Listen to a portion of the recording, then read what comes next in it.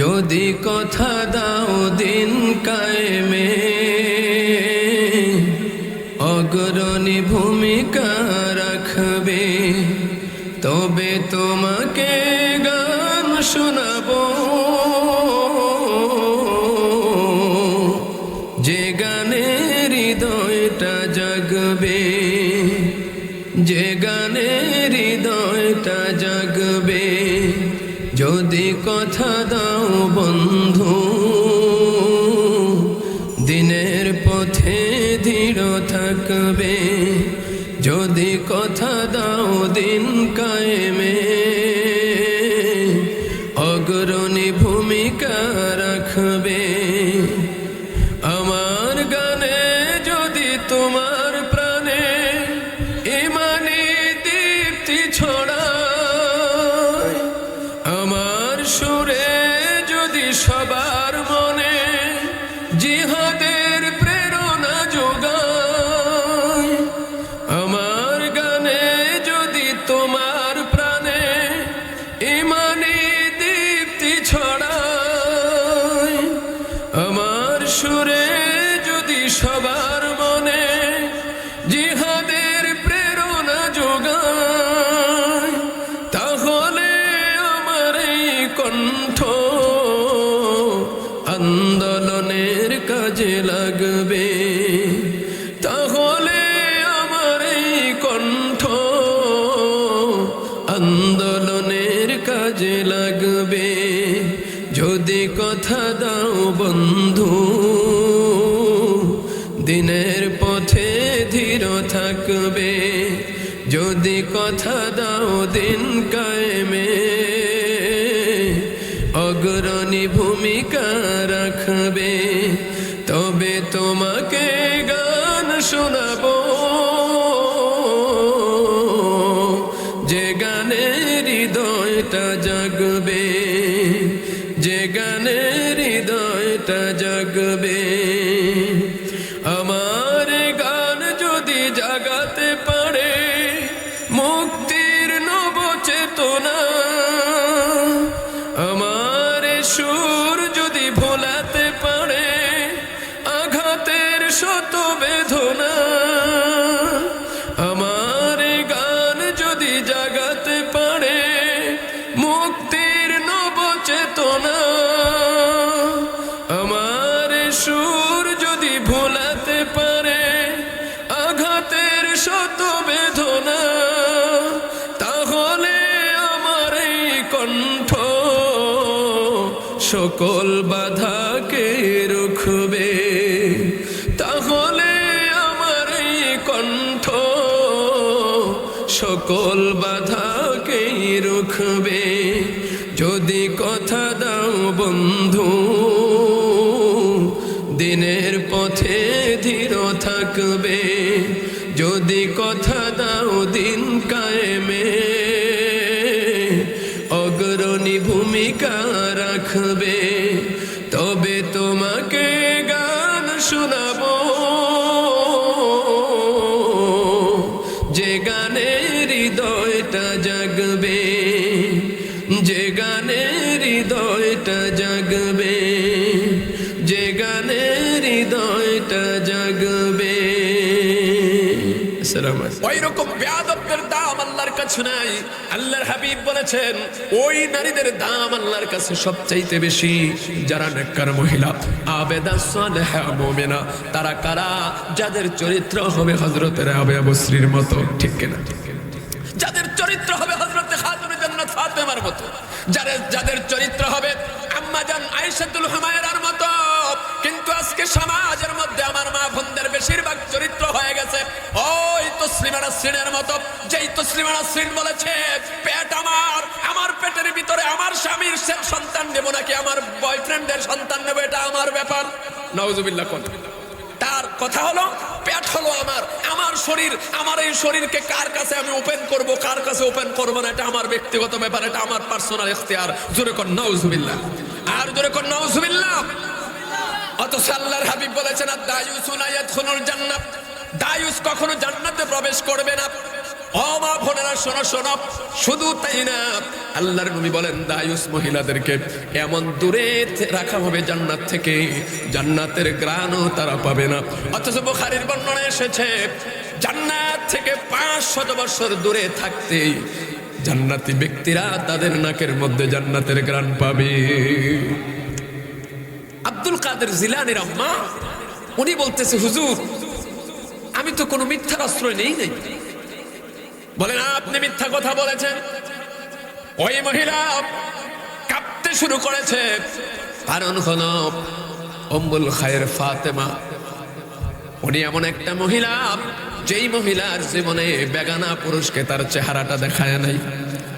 অথচ আজকে আমাদের মা বোনেরা তারা পার্লারে না গেলে তাদের পেটের ভাত হজম হয় না, তারা বিভিন্ন ভাবে নিজেকে ডানা কাটা পরীর মতো সাজাইয়া যদি বেগানা পুরুষের সামনে না যায় তাদের ভালো লাগে না। নিজে মার্কেটে গিয়া নিজে মার্কেট করবে, নিজে দোকানদারের সঙ্গে গিয়া কথা বলে বলে মার্কেট করবে, এটা তাদের কাছে পছন্দ। স্বামী কোনো কিছু এনে দিলে তাদের কাছে মজা লাগে না, ভালো লাগে না, জোরে কোন ঠিক কিনা? এ বন্ধুগণ আমার ভাইয়েরা, অথচ এই যে আয়েশা সিদ্দিকা রাদিয়াল্লাহু তাআলা, এই যে মহিলা মাদ্রাসা, এইরকম আরো বহু মহিলা মাদ্রাসা আছে বাংলার জমিনে। ও বন্ধুগণ আমার ভাইয়ারা, এই মাদ্রাসাগুলার ছোট্ট বাচ্চারা পর্যন্ত হিজাব পরে পর্দার সাথে রাস্তাঘাটে বাহির হয়, ঠিক কিনা? এই মেয়েরা পর্যন্ত, এই যে আমি এখন আসার পথে, আমি গাড়ির ভিতরে, আমার চোখে কালো চশমা, গাড়িতে কালো গ্লাস, এরপর গাড়ির হর্নটা বাজানোর সাথে সাথে এই মাদ্রাসারই একটা মেয়ে, এই আপনার এই যে এই কর্নারে, ওই এই মাথায় আর কি, ইয়াকুব হুজুরের বাড়ির কাছে, ওইখানে মেয়েটা ঘুরে তাল গাছের আড়ালে গিয়ে দাঁড়িয়েছে। সুবহানাল্লাহ বলবেন না? এই শিক্ষা কোথায় পেল? মেয়েটা রাস্তার থেকে নেমে তাল গাছের আড়ালে নিজেকে লুকিয়ে দাঁড়িয়ে আছে, আমার গাড়িটা ক্রস করেছে, তারপর ওখান থেকে বের হয়েছে। এই শিক্ষা পেল কোথায়? মাদ্রাসায় পড়ার কারণে। অথচ স্কুলে, কলেজে, ভার্সিটিতে যেই সমস্ত মেয়েগুলা পড়ে, ম্যাক্সিমাম মেয়েগুলা পর্দার গুরুত্ব বুঝে না, কারণ ওইখানে তো পর্দার বালাই নাই। কারণ বর্তমানে ম্যাক্সিমাম ভার্সিটি কলেজের শিক্ষকদের মধ্যেই বেহায়াপনা। আজকে একটা ভিডিও ক্লিপ আমি দেখেছি, আপনার স্কুল থেকে বনভোজনে গিয়েছে, স্কুল থেকে বনভোজনে গিয়েছে ক্লাস 10 এর ছাত্রছাত্রী, তাদের গ্লাসের মধ্যে শিক্ষক নিজে মদ ঢেলে দিচ্ছে, নিজে পান করেছে, ছাত্ররা পান করে, এবং সকলে ছেলে মেয়ে শিক্ষক ছাত্রছাত্রী একসাথে নাচানাচি করতেছে। চিৎকার মেরে বলুন নাউজুবিল্লাহ। বন্ধুগণ আমার ভাইয়েরা, সমাজ আজকে কোন দিকে চলে যাচ্ছে? এ বন্ধুগণ আমার ভাইয়েরা, এই জন্য এই বাংলার জমিনে এই মাদ্রাসাগুলো দরকার, মহিলা মাদ্রাসা দরকার। এই মহিলা মাদ্রাসা থেকে আমার বোনেরা পড়াশোনা করে পর্দার গুরুত্ব বুঝবে, কোরআনের গুরুত্ব বুঝবে, আল্লাহর ভয়, নবীর মহব্বত তাদের কলিজায় ঢুকবে। দায়ুসের কত রকম যন্ত্রণা এটা তাদেরকে শিক্ষা দেওয়া হয়, জাহান্নামের আযাবের কি ভয়াবহতা এইগুলো এই মাদ্রাসায় শিক্ষা দেওয়া হয়। তখন তারা এগুলা শিখে শিখে শুনে শুনে কলিজার ভিতরে আল্লাহর ভয়, নবীর মহব্বত পয়দা হয়, এবং এই সমস্ত মেয়েরা নিজেকে আড়ালে রাখে, নিজেকে পর্দার ভিতরে রাখে, আর তাদের পেট থেকেই ভবিষ্যতে বের হবে আল্লাহর ওলি, তাদের পেট থেকেই বের হবে বন্ধুগণ আমার ভাইয়েরা কোরআনের হাফেজ, তাদের পেট থেকেই বের হবে জান্নাতি যুবক যুবতী। জোরে কোন কথা ঠিক কিনা? আর যদি এই ধরনের শিক্ষা নিজের মধ্যে না থাকে, তাহলে ওই মেয়েটা বেপরদায় চলবে, বেহায়াপনা হয়ে চলবে, সে নিজেই তো খারাপ, তখন তার পেট থেকে আর আল্লাহর ওলি বের হবে না। আমাদের সমাজের মধ্যে তখন উশৃঙ্খলা তৈরি করার মতো ওইরকম যুবক তৈরি হয়ে যাবে। কারণ ওই যে ফ্যাক্টরি ভালো না হলে তো তার ভিতরের সামান ভালো হয় না। জোরে বলুন ঠিক কিনা? বন্ধুগণ আমার ভাইয়ারা, উম্মুল খায়ের হযরতে ফাতেমা ডাক দিয়া বলে, হুজুর আমার জীবনে আমি কোনোদিন মিথ্যা কথা বলি নাই, আমার জীবনে কোনোদিন আমি সলসাতুরি করি নাই, ওই রকম মিথ্যার আশ্রয় নেই নাই। কয় তাহলে আপনার ছেলের ব্যাপারে আপনি বললেন আপনার ছেলেটা কিচ্ছু পারে না, আপনার ছেলেটা কিছুই জানে না, আপনি আমার কাছে আপনার ছেলেটাকে ভর্তি করালেন, আর বললেন আপনার ছেলেকে কোরআনের জ্ঞান দেওয়ার জন্য। অথচ আপনার আব্দুল কাদের তো সূরা ফাতিহা বলতে গিয়া একেবারে 15 পারা পর্যন্ত নাকি তার মুখস্থ 16 পারায় গিয়ে বন্ধ করবে। এইটা শিখলো কোত্থেকে? উম্মুল খায়ের হযরতে ফাতেমা উনিও আশ্চর্য হয়ে গেছেন। টান দিয়া ছেলেকে কোলে নিলেন, চুমু খেলেন, গালে চুমু খেলেন, কপালে চুমু খেলেন, ডেকে ডেকে বলে, বাবা ও আব্দুল কাদের, বলো বাবা বলো, তুমি এই 15 পারা কোরআন কোথা থেকে শিক্ষা করলা? এবার আব্দুল কাদের জিলানী ডাক দিয়ে কয়, মা আমি তো আপনার কাছ থেকে শিখেছি, আপনিই তো আমার 15 পারা কোরআনের হাফেজ, আমার উস্তাদ। জোরে করে আল্লাহু আকবার। এবার উম্মুল খায়ের ফাতেমা আশ্চর্য হয়ে সন্তানের দিকে তাকিয়ে রয়েছে, চোখের পানিগুলা জার জার করে ছেড়ে দিয়েছে। এগো আমার আবিদপুরের মুসলমান মা বোনেরা, শোনো শোনো, এবার হুজুর ওই উম্মুল খায়ের ফাতেমার চোখের পানি আর আব্দুল কাদের জিলানীর নীরবতা দেখে বুঝতে পেরেছে। তখন জিজ্ঞাসা করে, মাগো ও মা, ও আব্দুল কাদেরের মা, বলুন তো দেখি আপনি কি আমল করতেন আপনার আব্দুল কাদেরকে পেটের মধ্যে নিয়া?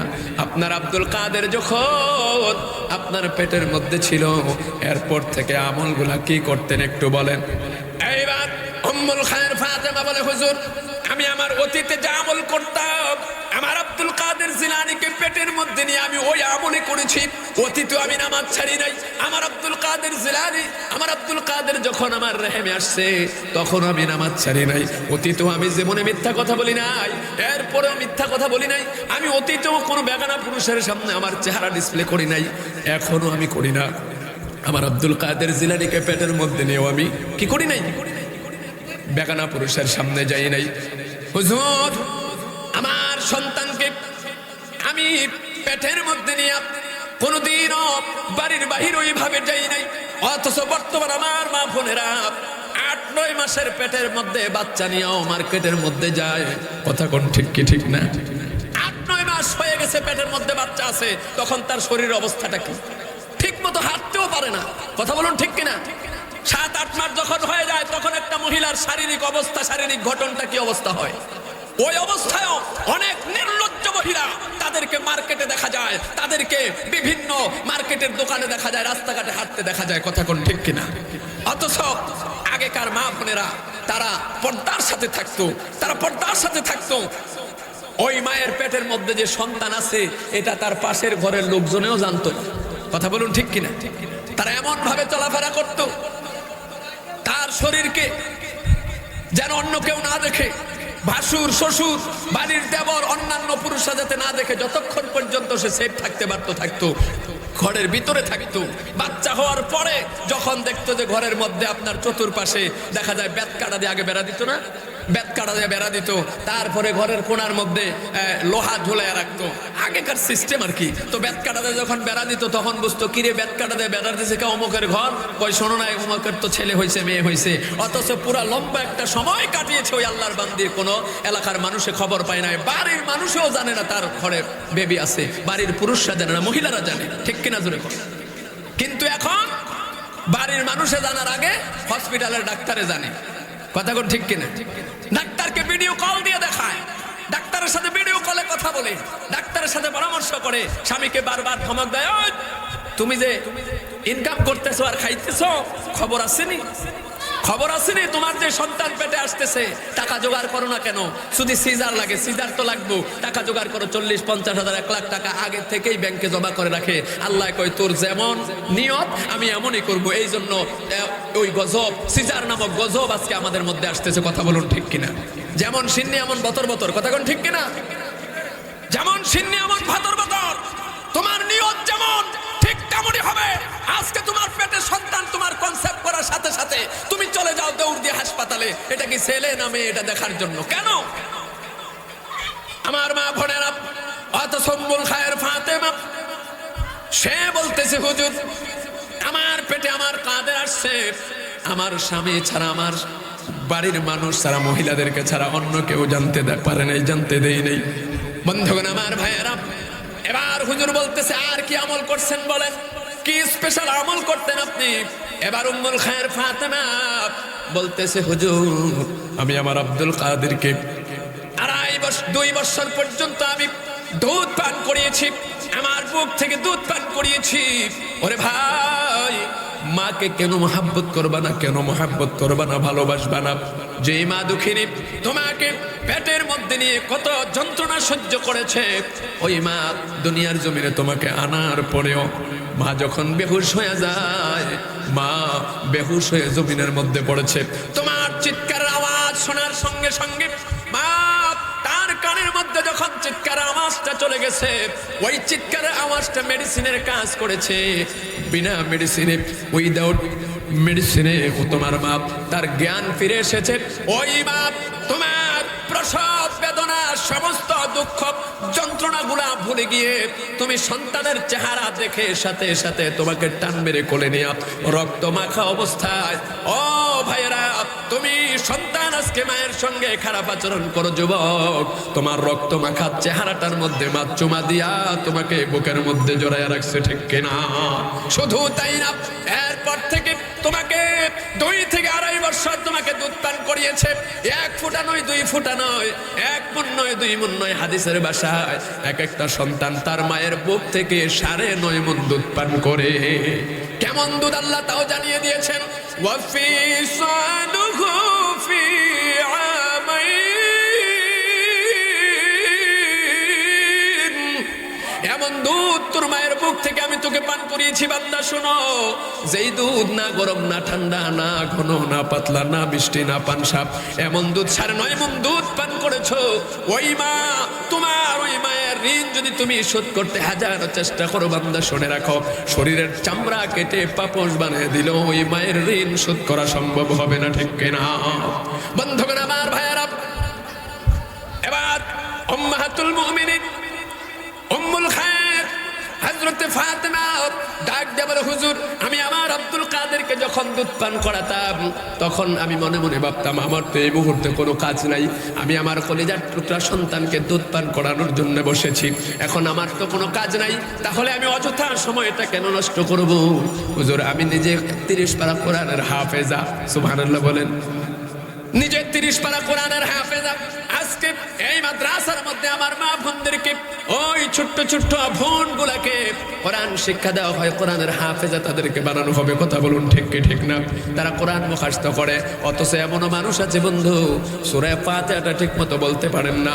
কিন্তু আপনার মেয়েটা যখন এই মাদ্রাসায় ভর্তি করাবেন, ওই মেয়েটা কিছুদিন পড়ার পরে তাকে যখন জিজ্ঞাসা করবেন, শুধু সূরা ফাতিহা নয়, ওই কোরআন থেকে সুন্দর সুন্দর আয়াতগুলো সে মুখস্থ, ঠোঁটস্থ, কণ্ঠস্থ করে আপনাকে পটপট করে বলতে শুরু করবে, ঠিক কিনা?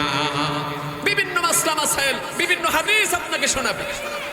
আপনার স্ত্রীটা যদি উল্টাপাল্টা কোনো কাজ করে, তাহলে আপনার মেয়েটা এই মাদ্রাসার থেকে যখন মাসলা মাসাইল শিখবে, তখন মাকে বলবে, মা এটা এমনি না, ওইটা এমনি, ঠিক কিনা? জোরে কোন, তখন মার কাছে ওই আপনার মেয়েটা আপনার স্ত্রীকে এরকম ভাবে শুধরিয়ে দিবে, ভুল কাজগুলা সে শুধরিয়ে দিবে, পরিশুদ্ধ করে দিবে। তখন বন্ধুগণ আমার, ভাইয়েরা, আপনার ফ্যামিলিটা হয়ে যাবে সুন্দর আমল করানো বলা একটা ফ্যামিলি। তার কারণ পবিত্র কোরআনের এবং হাদিসের মূল নির্যাস এই মাদ্রাসা থেকে তারা গ্রহণ করে। উম্মুল খায়ের বলেন, হুজুর, আমি তখন আমার আব্দুল কাদের জিলানীকে যতক্ষণ পর্যন্ত দুধ পান করাতাম, ততক্ষণ পর্যন্ত আমি গুনগুন গুনগুন করে কোরআন তেলাওয়াত করতাম। সুবহানাল্লাহ, গুনগুন গুনগুন করে কোরআন তেলাওয়াত করতাম। আর আমার মা বোনেরা একদিক থেকে বাচ্চারা দুধ পান করায়, আরেক দিক থেকে স্টার জলসার দিকে আপ করে চাই থাকে। কথা কোন ঠিক কিনা? একদিকে সন্তানকে দুধ পান করায়, আর মেয়ে দুধ পান করাইতেছে, এদিক দিয়ে টিভির দিকে তাকিয়ে আছে। সন্তান কোন সময় দুধ ছাইরা দিয়া নিচে পড়ে চিল্লাইতেছে, এবারের খবর নেই। এরকম হয়, কথা কোন ঠিক কিনা? টিভির দিকে তাকিয়ে থাকে, মোবাইলটা হাতে নিয়ে বিভিন্ন অশ্লীল ছবি দেখে, নাচ গান দেখে, আর সন্তানকে দুধ পান করায়। আপনার এই বদভ্যাস আপনার সন্তানের উপরে আসর করে। এই জন্য দেখা যায় বড় হওয়ার পরে সন্তানকে যখন খাবার খাইতে দেয়, এবার সন্তান কয়, আমি মুটু পাতলু না লাগাইলে ভাত খাইতাম না। কথা কোন ঠিক কিনা? সন্তানকে মুটু পাতলু দেখাইতে হয়, সন্তানকে বিভিন্ন রকমের নাটক দেখি করে পর্দার সাথে চলে, আস্তে আস্তে কথা বলে, লোকজন দেখলে ওই ভিড়ের মধ্যে যায় না, বাজারে দিয়া যায় না, ঘুইরা যায়। কোনো বেগানা পুরুষ দেখলে নিজেকে আড়াল করে, তখন সে ওগুলা দেখে দেখে শিখে। কথা বলুন, ঠিক কিনা?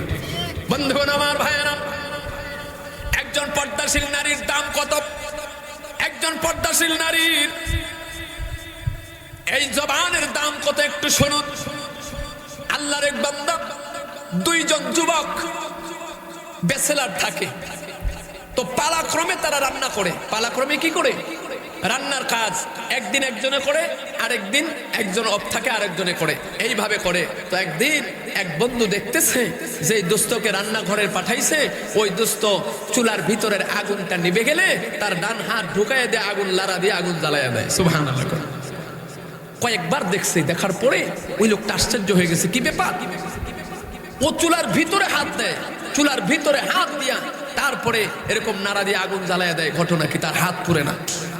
কয়েকবার দেখার পরে ওখান থেকে নেমে আসছে, এসে বলতেছে দোস্ত তুমি এত বড় আল্লাহর ওলি হইলা কবে? আমি তো জানি না।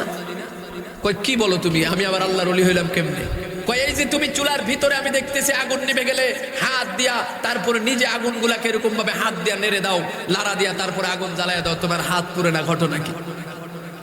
এইবার আল্লাহর বান্দা ডাক দিয়া কয় দোস্ত তুমি কি আমার এই অবস্থাটা দেখে ফেলেছো? কয় হ্যাঁ দেখেছি। কয় দোস্ত রে, এটা আমার কোনো কারামতি না, আমার কোনো ক্রেডিট না, এই অবস্থাটা আমার ভিতরে তৈরি হয়েছে আল্লাহর একজন বান্দির দোয়ার বদৌলতে। আল্লাহু আকবার। একজন যুবতীর দোয়ার বদৌলতে। এ আমার আবিদপুরের মা বোনেরা, তোমাদের মূল্য কত বেশি যদি তোমরা পর্দায় থাকতে পারো, যদি তোমরা চারটা আমল সঠিকভাবে করতে পারো, তোমাদের দাম এত বেশি হয়ে যাবে। এবার ওই দোস্ত ঘটনাটা জানতে চাইলো, কোন যুবতী তোর জন্য এমন দোয়া করেছে যার কারণে তোর এমন অবস্থা হয়েছে, আগুন তোকে ধরে না, আগুন তোকে ছোঁয়ে না, আগুন তোকে পুড়ে না, নষ্ট করে না, তোর ক্ষতি করে না। ওই যুবতীকে, ওই যুবতীর হিস্টোরি আমি জানতে চাই। এবার ওই লোক বলতেছে দোস্ত শোনো শোনো, আমি আমার একমাত্র বাবার একমাত্র সন্তান, আমি একজন ধনীর দুলাল, তুমি নিজেও জানো আমার বাবা হলো জমিদার। আমার বাবার এই জমিদারি পেয়ে এহেন কোনো কাজ আমি করি নাই যেই কাজ সমাজের মধ্যে আর বাকি আছে। যত নোংরামি কাজ আছে সমস্ত নোংরামি কাজ আমি করেছি।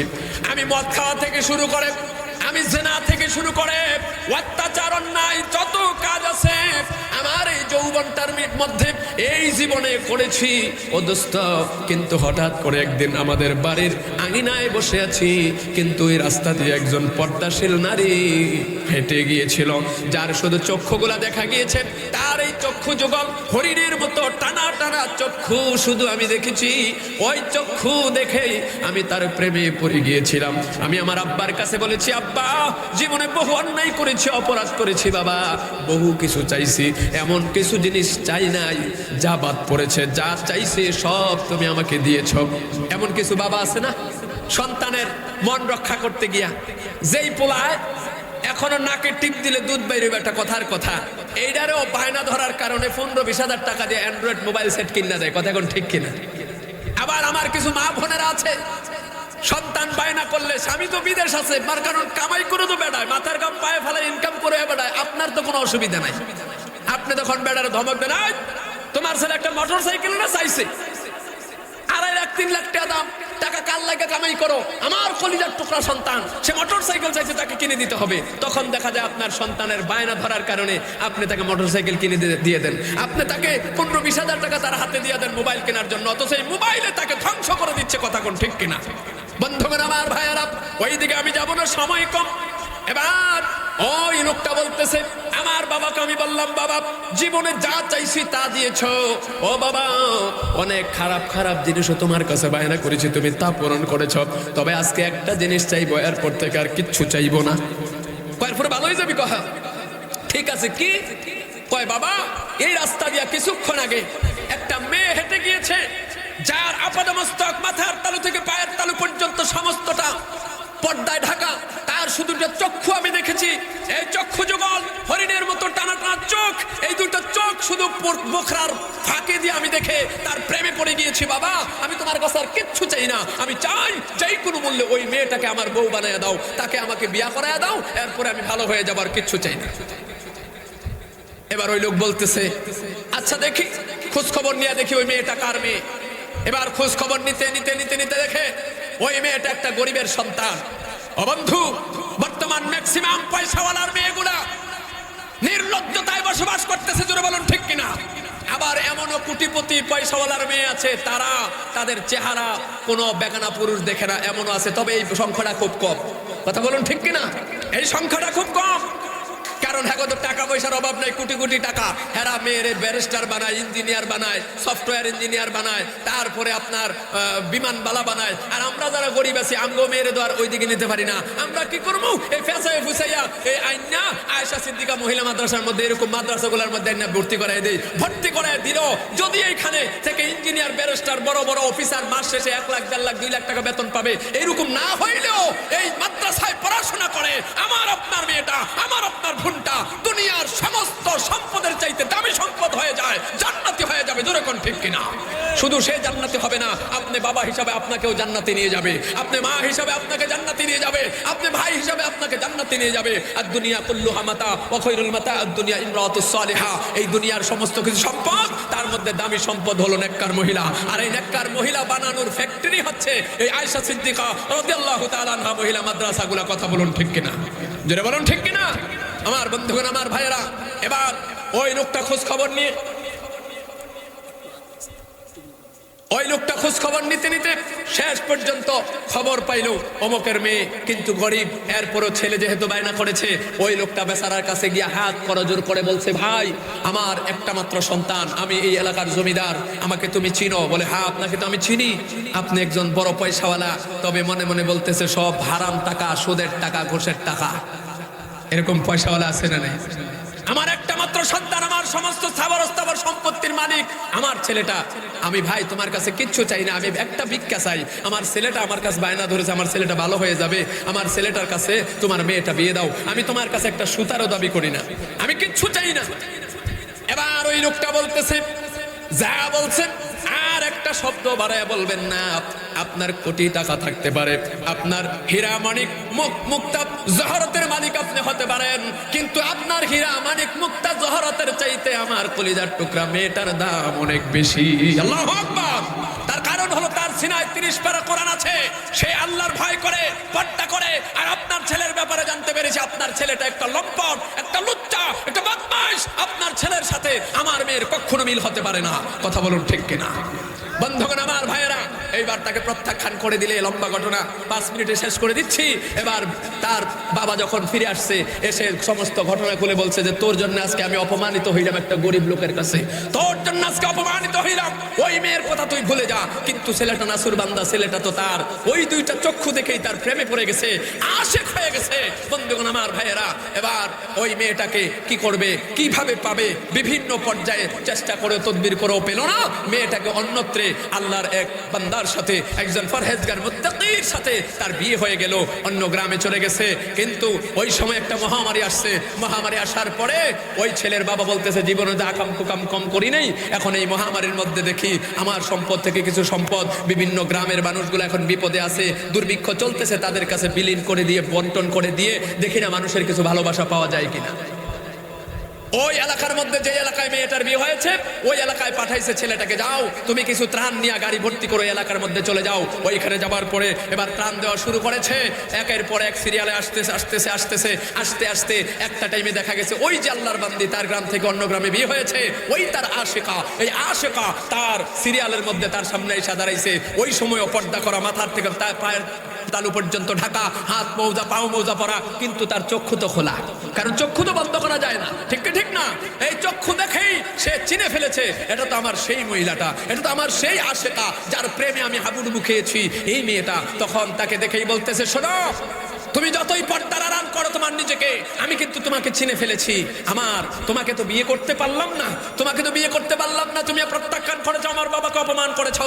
তবে আজকে তোমার কাছে আমার একটা আর্জি, সেটা হলো তোমাকে আজকে আমি অনেক মোটা অঙ্কের একটা অ্যামাউন্ট দেবো এবং ভালো এখানে কয়েক বস্তা খাবার তোমাকে দিয়ে দেবো, যদি তোমায় আমাকে একটু সময় দাও। এই যে আমার গোডাউনের ভিতরে রাস্তা ফাঁকা আছে, জায়গা ফাঁকা আছে, ওইখানে গিয়ে তুমি আমাকে একাকিত্ব একটু সময় দিবা, আমি আমার মনের খায়েশ পূরণ করবো। কারণ তোমার তো জীবনের জন্য পাইলাম না, কিন্তু তোমার প্রেমে আমি হাবুডুবু খাইতেছি, আমি তোমাকে একটু, তোমার পুরো বডিটা আমি একটা নজর দেখবো। ওই মেয়েটার সাথে সাথে প্রত্যাখ্যান করেছে, তাকে চেহারার মধ্যে থুতু নিক্ষেপ করে বলেছে, প্রয়োজনে মৃত্যুবরণ করবো, এরপরও আমি তোমার এই কুপ্রস্তাবে রাজি হব না।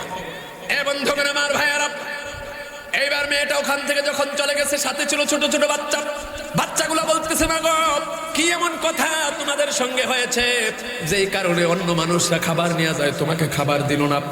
মেয়েটা ছেলেদের বাচ্চাদের চেহারার দিকে তাকায়, তাদের চোখের পানির দিকে তাকায়, আশ্চর্য হয়ে মায়া জন্মে গেছে। বড় ছেলেটা বলতেছে, মা অনুরোধ করি, পেটের ক্ষুধায় আর হাঁটতে পারি না গো মা, অনুরোধ করি গো মা, ওই ছেলেটার সঙ্গে যায় তুমি আবার কথা বলো, সে যেন কিছু খাবার দেয়। ও মা, আমাদের জন্য হলেও তুমি, সে কি বলে তার প্রস্তাব মেনে না। এবার এবার সন্তানগুলোর দিকে তাকে আবার মেয়েটা এখানে আসছে, আসার পরে তার সমস্ত ঘটনা খুলে বলছে তুমি আমার বাবার দেশের মানুষ। যুবক শোনো, আজকে কয়েক মাস হলো আমার স্বামী দুনিয়ার জমিন থেকে বিদায় নিয়েছে, এই দুইটা সন্তান নিয়ে বড় বিপদে পড়ে গেছি, তুমি আমাকে কিছু খাবার দাও। এবার ছেলেটা বলতেছে খাবার তো দেবো, আমার সেই আগের প্রস্তাবটা মেনে নাও, আমার সেই আগের প্রস্তাব মেনে নাও। মেয়েটা যেই মাত্র বলছে আগের প্রস্তাব মেনে নাও, সাথে সাথে আবার প্রত্যাখ্যান করে ওখান থেকে চোখের পানি ছেড়ে ছেড়ে ওই জায়গা থেকে বিদায় নিতেছে আর বলতেছে আমি আল্লাহর কাছে মামলা দিব, তোমার নামে মামলা দিয়ে দিলাম, তুমি আল্লাহকে ভয় করো না, তোমার ভিতরে জালিমত্ব, তোমার ভিতরে আল্লাহর ভয় নাই, অথচ ওই আল্লাহকে ভয় করো যে আল্লাহ জাহান্নাম রেডি রেখেছে, ওই আল্লাহকে ভয় করো যে আল্লাহ দয়া করে জান্নাত দিবে। তোমার মতো কত যুবক জান্নাতি হয়ে যাবে, কিন্তু তুমি জাহান্নামে যাওয়া লাগবে আল্লাহর ভয় না থাকার কারণে। এইবার ওই মেয়েটা যখন ওখান থেকে চলে গেছে, যাবার পরপরই ওই ছেলেটার ভিতরে হেদায়েতের নূর ঢুকতেছে, যেরকম আল্লাহু আকবার। ওই ছেলেটা এবার চিন্তা করলো হায়রে, যেই মেয়েটা এত অভাবের থাকার পরেও, এমন বিপদে থাকার পরেও আল্লাহর ভয় তার কলিজার ভিতরে, অথচ আমার এত টাকা পয়সা, কারি কারি টাকা, আমি আল্লাহকে ভয় করতেছি না, আমাকে তো জাহান্নামের আগুনে জ্বলতে হবে। এই চিন্তা করে সাথে সাথে চোখের পানি ছেড়ে দিয়ে কান্না শুরু করেছে এবং নিজে খাবারের বস্তা মাথায় করে নিয়ে ওই মহিলা বাড়িতে ঢুকার আগে আগে তার ঠিকানা নিয়ে তার দরজার পাশে খাবারের বস্তা রাইখা আস্তে করে ঘরের আড়ালে দাঁড়িয়ে আছে, ঘরের আড়ালে দাঁড়িয়ে আছে। এদিক দিয়ে সন্তানগুলো বলতেছে মা এখনো তুমি আমাদের জন্য খাবার আননা না, খালি হাতে চলে যাচ্ছ। ওই মেয়েটা বলতেছে ইন্নাল্লাহা মা'আস সাবিরিন, ও বাবা ধৈর্য ধরো, আল্লাহ তোমার আমার সঙ্গে আছে, ওই আল্লাহ আমাদের রিজিকের ব্যবস্থা করবে। এই কথা বলে বলে যখন ঘরের সামনে আসছে, দূর থেকে তাকায় দেখে ঘরের সামনে খাবারের বস্তা রাখা আছে। যেই মাত্র খাবারের বস্তা দেখেছে, এবার মেয়েটা বলতেছে বাবা বললাম না ওই আল্লাহর প্রতি তাওয়াক্কুল করো, আল্লাহকে ভয় করো, আল্লাহই ব্যবস্থা করবে। ওই দেখো আল্লাহই ব্যবস্থা করে গেছে। এবার মেয়েটা ওই খাবারের সামনে, বস্তার সামনে গিয়ে দুটা চোখের পানি ছেড়ে আকাশের দিকে দুটো হাত বাড়িয়ে আল্লাহকে ডাক দিয়ে বলে আল্লাহ, যেই যুবক, যেই লোকটা এই বস্তার ব্যবস্থা করলো, খাবারের ব্যবস্থা, খাবারের বস্তা আমার ঘরের দরজার সামনে এনে দিল, আয় আল্লাহ তুমি তাকে দুনিয়ার আগুন, জাহান্নামের আগুনে তুমি তাকে জ্বালায়ও না, দুনিয়ার আগুনেও জ্বালায়ও না, জাহান্নামের আগুনেও তাকে জ্বালায়ও না আল্লাহ। আর যেই যুবক আমাকে খাবার দিল না, আমাকে কুপ্রস্তাব দিল, তাকে তুমি জাহান্নামের আগুনে জ্বালাইবা। কিন্তু বন্ধুগণ আমার ভাইয়েরা, এই দোয়াগুলা পাশে দাঁড়িয়ে দাঁড়িয়ে ওই লোকটা শুনতেছে আর চোখের পানি ফেলে কান্না করে ওখান থেকে সে আস্তে করে চলে এসেছে আল্লাহ পাকের কাছে। ওই বান্দির দোয়াটা কবুল হয়ে গেছে, তার কারণ ওই বান্দির জওয়ানটা ছিল পবিত্র, ওই বান্দির বন্ধুগণ আমার ভাইয়েরা চরিত্র ছিল ভালো, আবেদা সালেহা মুমিনা হওয়ার কারণে আল্লাহর কাছে তার দাম এত বেড়ে গেছে। আল্লাহর বান্দি চোখের পানি ছেড়ে শুধু দোয়া করেছে ওই যুবকের জন্য, যেই যুবক আমাকে কুপ্রস্তাব দিছে তারে তুমি মাফ করো না, আর যেই যুবক, যেই লোকটা আমাকে না দেখে, আমার অনদেখায়, আমার চোখের আড়াল করে এসে আমার বাড়িতে পৌঁছানোর আগে আগে খাবারের বস্তা এখানে রাইখা গেল, আল্লাহ এই যুবককে তুমি মাফ করে দিও, এই যুবককে তুমি তোমার বন্ধু বানিয়ে নিও, এই যুবককে জাহান্নামের আগুন তার জন্য হারাম করে দিও। বন্ধুগণ আমার ভাইয়েরা, যেই যুবক কুপ্রস্তাব দিছিল ওই যুবকের চরিত্র ছিল একরকম, কিন্তু একই যুবক যখন আবার ভিতরে আল্লাহর ভয় আনছে, খৌফ খাশিয়াত আনছে, ভয় ভীতি ঢুকিয়েছে, তওবা করেছে আল্লাহর কাছে, তখন আল্লাহর এই বান্দি যখন দোয়া করেছে, এই আল্লাহর বান্দির দোয়ার কারণে এই যুবকের জন্য জাহান্নামের আগুন আল্লাহ মাফ করে দিয়েছে। তখন ওই যুবক বলতেছে দোস্ত, এরপর থেকে আমি দুনিয়ার আগুনের ভিতরে হাত ঢুকাই, কিন্তু আমার হাত পুড়ে না। সুবহানাল্লাহ কর। অতএব আমার বন্ধুগণ আমার ভাইয়েরা, আমরা যদি এই জমিনের মধ্যে যদি সৎ হয়ে যাই, আমার মা বোনেরা যদি সৎ চরিত্রবান হয়ে যায়, তাহলে তার প্রত্যেকটা দোয়া কবুল করবেন যিনি, তিনি কে? জোরে বলুন তিনি কে? তিনি হলেন আমার আল্লাহ। বন্ধুগণ আমার ভাইয়েরা, আমার মা বোনেরা যেন সঠিকভাবে পর্দা করে চারটা